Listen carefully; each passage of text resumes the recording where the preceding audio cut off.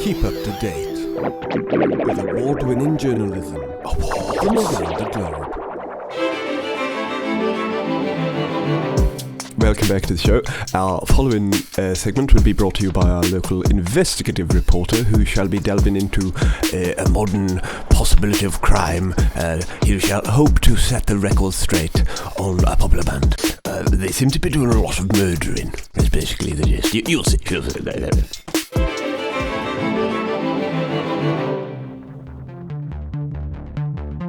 Murder. It's all around us. It is the reminder that we are all animals. And yes, animals don't have any comeuppance. There's no legal system in the animal world except for kangaroos. We read stories, we see it in the news, we even see it in our own murdering. But what about music? Have you ever heard a musical murder? Found yourself tapping your foot along to a good old stabbing? If not, the following might take you by surprise. Parental guidance is advised. No orphans.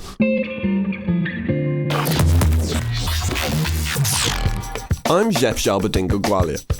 I've been the local investigative reporter for this radio station for over 10 years, and I can safely say without a hint of irony that this is the finest story to ever come across my face. My interest was first piqued on an internet forum where a group of die-hard fans were discussing an outlandish theory. There was the possibility that a band was using murder like an instrument. I've always been a huge fan, of course, of musical conspiracies. There are many ones about the Beatles, such as, was Ringo actually a real-life turtle man? Were they hired by the CIA? There's even a conspiracy that John Lennon and John Legend are the same person. Some people, of course, have said that John Legend was born about 2 years before John Lennon was shot, so obviously it can't be true then. But then John Legend did recently say in an interview that he can't remember the first 2 years of his life. He said that totally unprovoked, so who knows really. But this was a conspiracy like no other, and it was starting to gain traction online. Being a journalist by nature and nurture, I was naturally sceptical and nurturally sceptical, but I thought it might make an interesting story anyway. As they say, if it bleeds, it leads. So I wanted to gather some evidence because, as far as I could see, that there wasn't much going around yet. Although, admittedly, their back catalogue was a little on the murdery side. I like to murder people. Might record it for an album. Maybe kill my wife. Do it tonight. My wife's out there. I'm gonna stab her in the tits. Stab her in the shit. If I murdered you, would you still love me? Who's gonna make you scream? Oh yeah, I'm stopping you. Stop. Who's gonna make you scream? Oh yeah, I'm stopping you.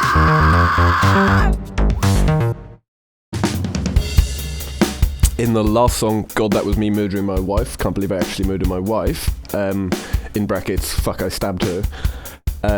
People actually say that could be a real murder happening in that song. I'll of course let you decide for yourself while I delve deeper into the investigation.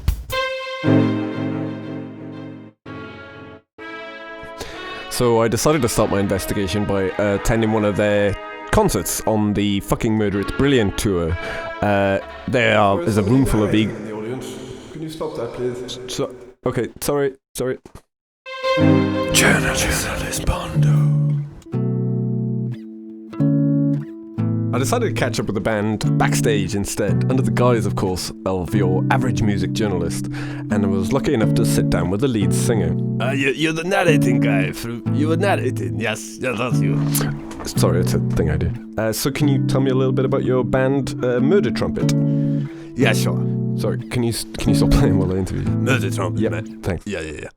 Murder Trumpet, man, it's more than a band, you know, it's a way of life. You know, you got to play your heart out, or somebody else's heart is fine too. Basically, what I'm saying is it's a front for a lot of murdering I like to do on the side, you know. Okay, what are your next projects? Mostly murder, a bit of shit stabbing down again. You know, I just fucking love the murder, you know. Yeah. Stop. Oh, stop. Don't you write that down. And your wife, she's usually in the band. Yes, she was. Yeah? She has taken, how you say, a sabbatical. Oh. The sabbatical. Yes. Later that night, I found myself pondering what might he have meant by sabbatical. There was something I didn't trust about him. He was shifty, and he seemed to have a thing about murder. I really couldn't put my finger on what it was that made me feel uncomfortable. Sorry, sir. I just need to know what room you're in. Without the knowing of what room you're in. Oh, sorry, I'm doing it again. Why are you narrating, sir? I'm a journalist. It's okay, sir. My cousin was a narrator. It made for very awkward yet very descriptive sex.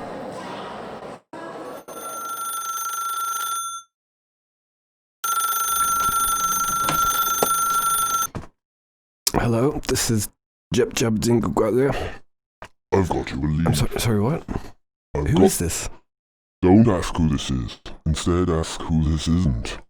Well, that's just fucking stupid. Just go to his house. There's a track in the album called Murder House. It's number 9 in the album, and his house is number 9 on the street. Yeah, looking back on our murdering sprees at the murder house. Can we do more murdering, please, baby?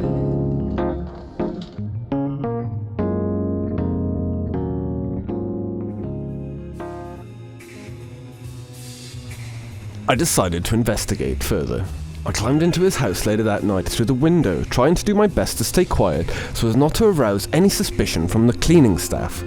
Hello, is someone narrating in here? I found my way down the stairs. The house was covered in animal skeletons, thick bearskin rugs, and had the smell of rancid death.